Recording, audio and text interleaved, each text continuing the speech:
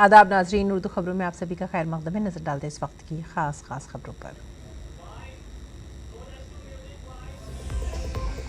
महाराष्ट्र में महायुति की जबरदस्त जीत, पार्टी दफ्तर और दीगर मकामात पर कारकुनों ने मनाया जश्न। देवेंद्र फडणवीस ने कहा कि चीफ मिनिस्टर के चेहरे पर नहीं होगा कोई भी तनाजा। पीएम मोदी को दिया जीत का क्रेडिट।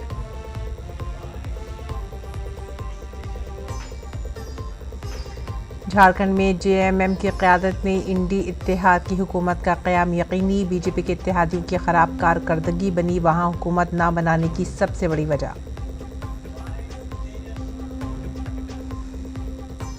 उत्तर प्रदेश के ज़िमनी इंतखाबात में योगी का जादू चला। एनडीए को 7 सीटें मिली, जबकि एसपी सिर्फ 2 सीटों तक रही महदूद। प्रियंका गांधी ने वायनाड लोकसभा सीट पर 4 लाख से ज्यादा के फर्क से हासिल की जीत। योगी आदित्यनाथ ने कहा, ये जीत है पीएम मोदी की क़यादत और रहनुमाई पर लोगों के अटल एतमाद की अलामत। योगी आदित्यनाथ ने की सिक्योरिटी, गुड गवर्नेंस और अवामी फलाह बहबूद की पॉलिसियों के साथ साथ कारकुनों की मेहनत की सताइश।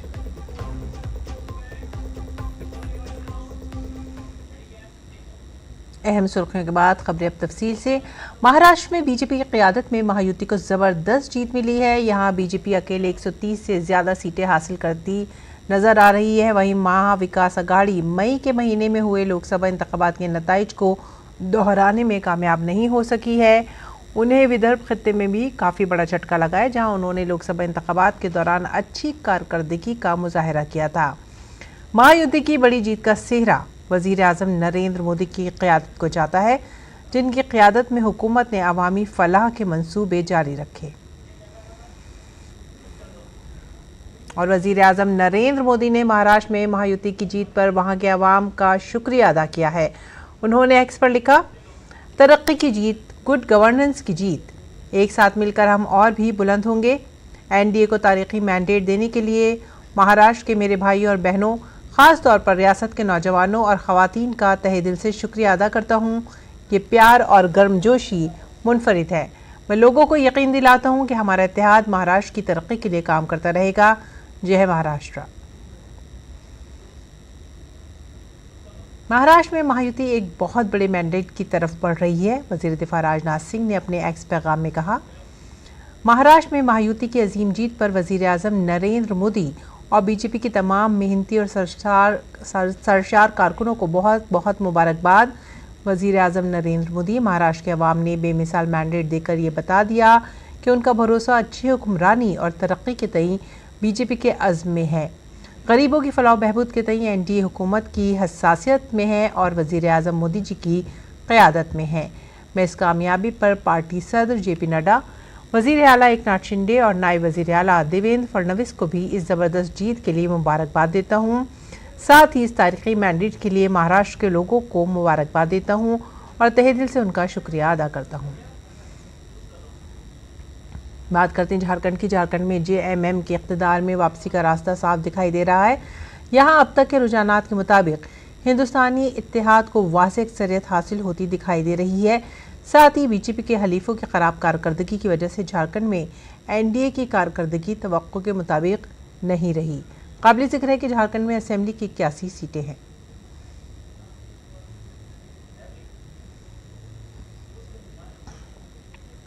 पीएम मोदी ने झारखंड में जीत के लिए जेएमएम हुकूमत को मुबारकबाद दी है। उन्होंने एक्स पर लिखा, हमारा साथ देने के लिए झारखंड के लोगों का शुक्रिया। हम लोगों के मसाइल उठाने और रियासत के लिए काम करने में हमेशा सबसे आगे रहेंगे।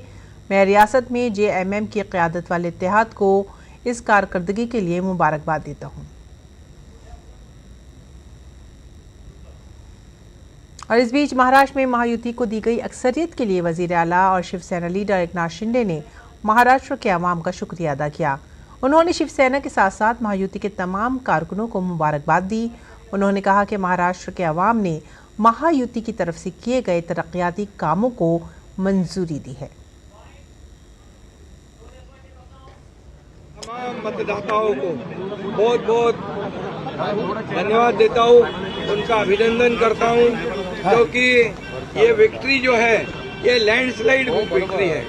ये मैंने कहा था कि महायुति को थंपिंग मेजॉरिटी मिलेगी और इसीलिए मैं तमाम मतदाता जो है, मेरी लाडली बहनाओं को मैं धन्यवाद देता हूँ, लाडले किसानों को मैं धन्यवाद देता हूँ और लाडले हमारे भाई हैं, लाडले सीनियर सिटीजन हैं, सभी वर्ग जो है, सभी वर्ग को मैं धन्यवाद देता हूँ कि उन्होंने ऐसी विजयश्री प्राप्त कर दी है कि न भूतो न भविष्य तो ऐसी विक्ट्री जो इस बार मिली है, जो 2-2.5 साल हमारी महायुति ने काम किया है। ये महायुति ने जो काम किया है उसके काम के ऊपर ये जनता ने शिक्कामोर्तब किया है, काम को तवज्जो दिया है, प्राथमिकता दी है और इसीलिए महायुति को इतनी बड़ी जीत हासिल हुई है।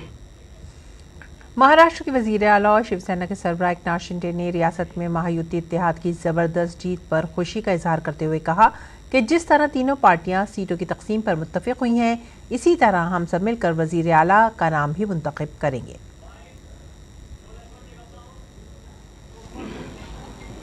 अभी तो आंकड़े भी आने के अभी चालू है ना, काउंटिंग चालू है। अभी होने के बाद हमारी तीनों पार्टियां बैठेगी। हमारा जैसे आपको बताते हैं, जैसे हमने सीटों का बंटवारा हुआ, हमें कोई मतभेद हमारे में नहीं थे, आज भी कोई मतभेद नहीं है। हम हमारे वरिष्ठ और हम लोग बैठकर उसके ऊपर निर्णय लेंगे। और महाराष्ट्र असेंबली इंतखाबात में महायुति की जीत पर महाराष्ट्र के नायब वजीर आला देवेंद्र फडणवीस ने कहा है कि महाराष्ट्र के लोगों ने हमें गैर मुतवक्किल जीत दिलाई है। इससे जाहिर होता है कि लोग वजीर आजम नरेंद्र मोदी के साथ हैं। उनके दिए गए नारे एक हैं तो सेफ हैं के मुताबिक तमाम तबकात और बरादरियों के लोगों ने मुत्तहिद होकर हमें वोट दिया है। महाराष्ट्र में जो पोलराइजेशन का प्रयास किया गया था और किसी जाति विशेष, धर्म विशेष को, एक धर्म विशेष को पोलराइज करने का जो प्रयास किया गया था, मुझे लगता है वो प्रयास सफल नहीं हुआ, क्योंकि महाराष्ट्र में एक बहुत बड़ी परंपरा है, संतों की परंपरा है। इस परंपरा का निर्वाह करने वाले अलग अलग पंथों के जो हमारे सारे साधु संत हैं, उनका भी आशीर्वाद हमको मिला, जिन्होंने बिल्कुल गांव-गांव तक जाकर अलख जगाया और एक रहने का संदेश दिया, जिसके कारण मैं ऐसा मानता हूं कि एक बहुत अच्छा विजय हमको मिला है। देवेंद्र फडणवीस ने मजीद कहा कि महाराष्ट्र की सरजमीन पर जिसमें संतों की रिवायत रही है, कुछ लोग एक खास मजहब के लोगों को पोलराइज करने की कोशिश कर रहे थे, लेकिन महाराष्ट्र के अवाम ने इस कोशिश को मुस्तरद कर दिया।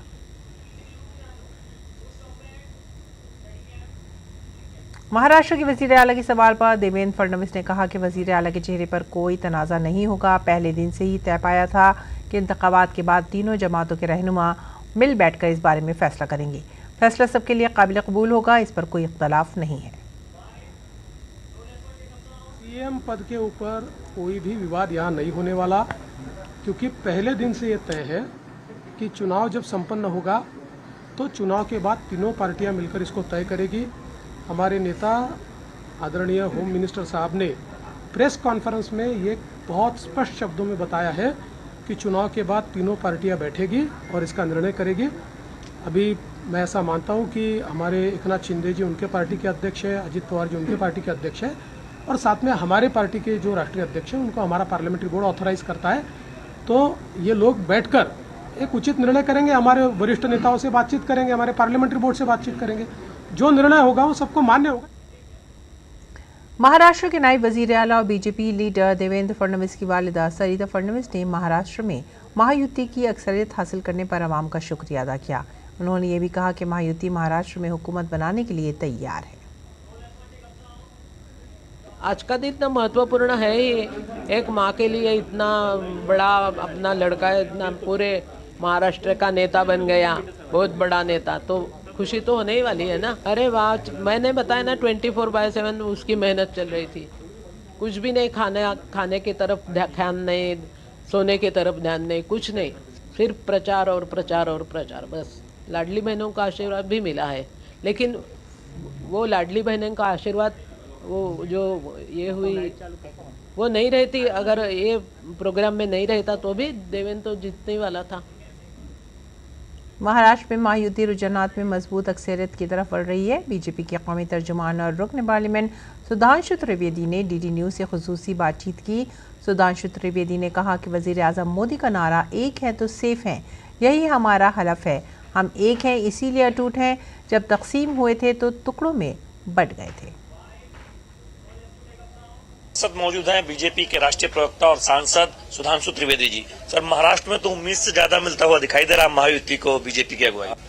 उन सारे लोगों के मंसूबों पे पानी फिर गया है जो ये सोचते थे कि केवल परिवार की विरासत के नाम के ऊपर वो विचार के साथ कोई भी खिलवाड़ करेंगे और चुनाव जीत जाएंगे। महाराष्ट्र की जनता ने बहुत साफ दिखाया है कि वो विचारधारा की विरासत के साथ खड़े हैं, विचारधारा छोड़कर परिवार की विरासत के साथ नहीं खड़े। शरद पवार का अब तक का सबसे खराब प्रदर्शन है उनकी पार्टी का। अगर कहा, हालांकि पार्टी 2 टुकड़ों में टूट गई थी, लेकिन जितने सीट पे चुनाव लड़े अब तक का सबसे खराब है। ऑन द लाइटर नोट मैं कहूं कि भतीजा चचा पे भारी पड़ गया है, और वैसे कुछ हद तक ऐसा ही रहा उत्तर प्रदेश में भी। अखिलेश यादव जी भतीजे थे और अपने चचा शिवपाल पे भारी पड़ गए थे, और वैसे बंगाल में भी भतीजा बुआ जी के लिए बहुत बड़ी भारी पड़ता जा रहा है, और यूपी में भी तो बहन जी ने अपने भतीजे को आगे कर दिया। तो मुझे लग रहा है कुछ भतीजों का युग चल रहा है। 2-3 चीजें बहुत स्पष्ट तौर पर सामने। एक है तो सेफ एक नारा प्रधानमंत्री ने दिया, बहुत चर्चा में रहा, बटेंगे तो कटेंगे। उत्तर प्रदेश के मुख्यमंत्री योगी आदित्यनाथ का वो भी चर्चा में रहा, और उद्धव ठाकरे पर आप लोगों ने बहुत निशाना साधा कि हिंदुत्व को छोड़कर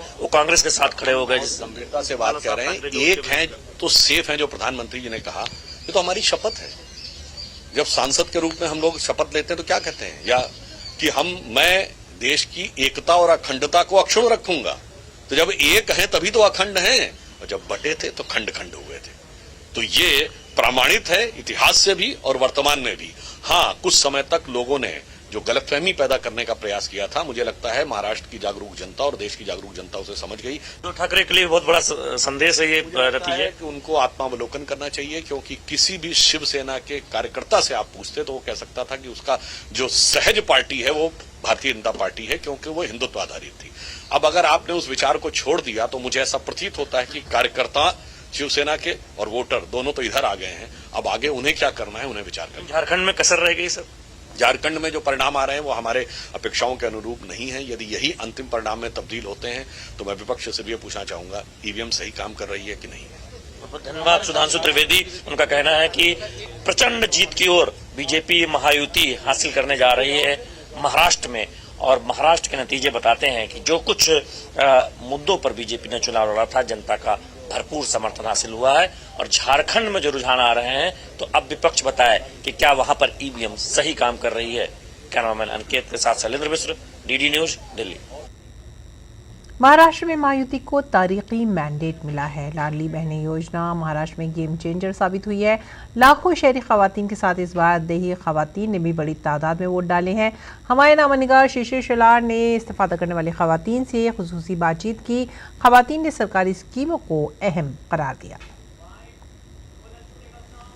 हम बीजेपी दफ्तर में, और यहाँ पे कुछ महिला कार्यकर्ता भी बीजेपी के, हम उनसे बात करेंगे कि इस जीत के पीछे महिलाओं के कितना हाथ है। मैडम, सबसे पहली बात तो ये कहा जा रहा था कि लाडली बहना हो गया, फिर महिलाओं को सशक्त करने का कार्यक्रम हो गया, ये जो है महिला कहीं ना कहीं महायुति को अपना साथ देगी, ये दिखाई दे रहा है आपको?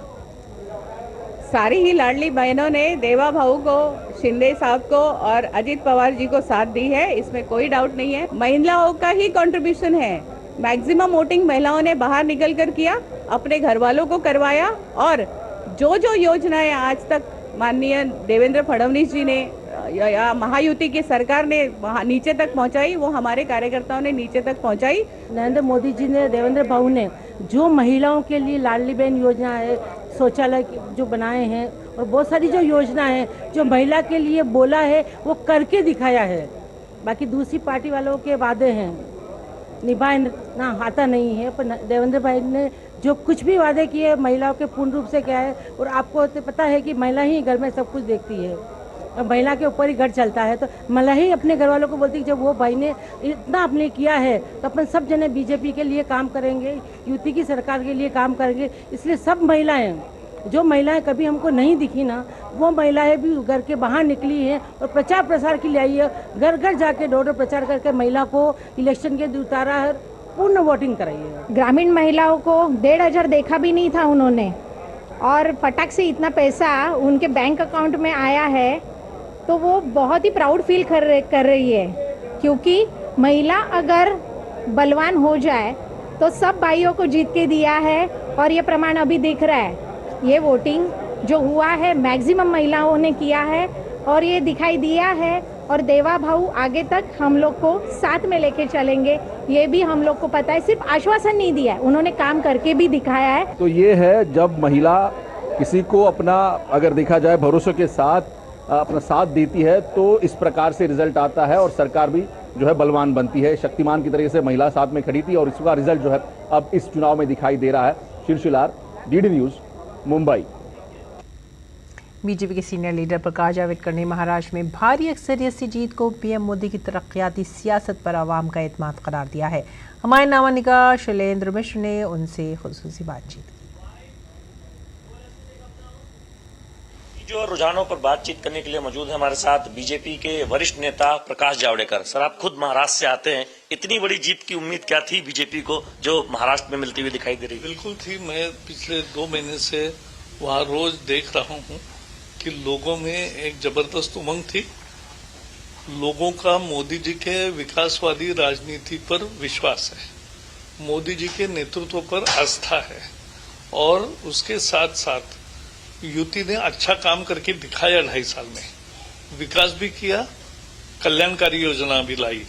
महाराष्ट्र के चुनाव में बहुत सारे नारे चर्चा में, खासतौर पर प्रधानमंत्री ने जो एक है तो सेफ है का नारा दिया था, बटेंगे तो कटेंगे उत्तर प्रदेश के मुख्यमंत्री योगी आदित्यनाथ ने। पूरा चुनाव हमने देखा कि ये इन सब नारों की बड़ी चर्चा रही। तो एक उद्धव ठाकरे को भी एक संकेत मिला, संदेश मिल रहा है जनमत से। हालांकि उनके पार्टी के नेता संजय राउत तो कह रहे हैं कि ये जनमत नहीं है, वो जनमत को ही नकार रहे हैं। तो ऐसा है, जो परिस्थिति को नकारते हैं वो कभी ऊपर नहीं आ सकते और इसलिए वो जीतेंगे तो ईवीएम अच्छा, वो हारेंगे तो ईवीएम बुरा। झारखंड में कहाँ कसर रहेगी? वहां भी आप लोगों ने बहुत मेहनत की। ऐसा मेहनत तो पार्टी बीजेपी 24 घंटे काम करने वाली पार्टी है। हम पराजय के बाद भी करते हैं। अब मैं केरल का प्रभारी हूँ, जहाँ 4% पहले वोट मिलते थे, अब 20% हो गए। अगली बार हमें 30% वोट मिलेंगे, हम ज्यादा आगे बढ़ेंगे। हमारे विधानसभा में बहुत अच्छी उपस्थिति होंगी, ये मैं आपको अभी बता सकता हूँ। केरल की आपने बात की, वहाँ की एक सीट उपचुनाव में चर्चा में रही, वहां से प्रियंका वाड्रा आगे चल रही है जीत। तो क्या कहेंगे, चूंकि बहुत आरोप लगे थे कांग्रेस पार्टी पे कि पीएफआई से वो समर्थन ले रही है, एसडीपीआई से समर्थन। वो तो सही है, उन्होंने पीएफआई, एसडीपीआई सबसे समर्थन लिया क्योंकि जो भी आतंकवादी है, टेरर आउटफिट है, उनके प्रति सहानुभूति है। केरल में उनके आज 19 एमपीज है तो वो रिप्लेस हुई है, तो उतना ही हुआ है, उसमें कोई बहुत ज्यादा ये नहीं है। बहुत बहुत धन्यवाद। प्रकाश जावड़ेकर बीजेपी के वरिष्ठ नेता हैं, महाराष्ट्र से ही आते हैं, पूर्व केंद्रीय मंत्री। उनका कहना है कि प्रचंड जीत मिल रही है बीजेपी को महाराष्ट्र में। हमसे बातचीत कर रहे थे इस मुद्दे पर। कैमरा विनय तिवारी के साथ शैलेंद्र मिश्र, डीडी न्यूज, दिल्ली। महाराष्ट्र के रुझानों में महायुति की हुकूमत बनना तय हो गया है। बीजेपी समेत पूरे एनडीए में खुशी की लहर दौड़ गई है। मध्य प्रदेश के वजीर आला मोहन यादव ने कहा है कि अवाम वजीर आजम मोदी की क़यादत में बीजेपी पर एतमाद का इजहार कर रहे हैं। आए हैं, मुझे इस बात का संतोष है कि भारतीय जनता पार्टी अपनी अपेक्षा और आशा के अनुसार जनता का विश्वास एक बार फिर जीतने में सफल होती दिखाई दे रही है। चाहे महाराष्ट्र का चुनाव हो, झारखंड का चुनाव हो, बाकी उपचुनाव हो, यशस्वी प्रधानमंत्री के नेतृत्व में जनता पूरा विश्वास भाजपा भी व्यक्त कर रही। मेरी अपनी ओर से बधाई। और महाराष्ट्र में महायुति की जबरदस्त जीत पर बीजेपी लीडर शहजाद पूनावाला ने कहा है कि महाराष्ट्र के लोगों ने वजीर आजम नरेंद्र मोदी के एक रहेंगे, सेफ रहेंगे के नारे पर वोट दिया है। महाराष्ट्र के अवाम ने तकसीम करने वाली ताकतों को मुस्तरद कर दिया है। मोदी जी द्वारा दिया गया नारा है, एक है तो सेफ है। इस नारे पर अपना विश्वास जताने का काम किया है। जो 2.5 वर्ष में हमारी सरकार ने देवेंद्र फडणवीस जी, एकनाथ शिंदे जी और अजीत पवार जी के नेतृत्व में कार्य किया है, उसको एक प्रकार से फल स्वरूप उसको स्वीकारा है। और जिस प्रकार से भारतीय जनता पार्टी की प्रचंड बहुमत से जीत हुई है, ये एक बार फिर से दिखाता है कि नरेंद्र मोदी जी है तो मुमकिन है। और इस दौरान महाराष्ट्र में महाविकास अघाड़ी की शिकस्त के बाद कांग्रेस खुद एहतिसाबी से काम लेगी, ये ख्याल है कांग्रेस की तर्जुमान रागिनी नायक का। झारखंड में इत्तेहाद की जीत से कांग्रेस को कुछ सुकून तो मिला है। हमारे नामानिगार कुमार आलोक ने इन मौज़ूआत पर रागिनी नायक से खास बातचीत की। हमारे साथ है रागिनी नायक जी, जो कांग्रेस की प्रवक्ता है। मैम, पॉलिटिकल सर्किल में कहा जा रहा है कि वर्स्ट एवर परफॉर्मेंस है कांग्रेस का, हो चाहे एनसीपी के शरद पवार का हो, चाहे उद्धव ठाकरे का। ये क्यों हुआ और कैसे, और आप तो आश्वस्त थी, आपकी पार्टी आश्वस्त थी और महाअघाड़ी भी आश्वस्त थी कि हम सरकार में आ रहे हैं। देखिए, इसीलिए विश्वास करना बड़ा मुश्किल है, क्योंकि जनता के साथ 8 सालों के महायुति के अन्याय काल में कदम से कदम, कंधे से कंधा और आवाज से आवाज मिला के महाविकास अघाड़ी खड़ी रही। उद्धव ठाकरे खड़े रहे, कांग्रेस पार्टी, नाना पटोले, तमाम कांग्रेस के नेता खड़े रहे, शरद पवार जी खड़े रहे, और उसके बाद ये रेवड़ियां बांटने की बात, 50 खोखे एवरीथिंग ओके जायज हो जाएगा, ये मानना बड़ा मुश्किल है।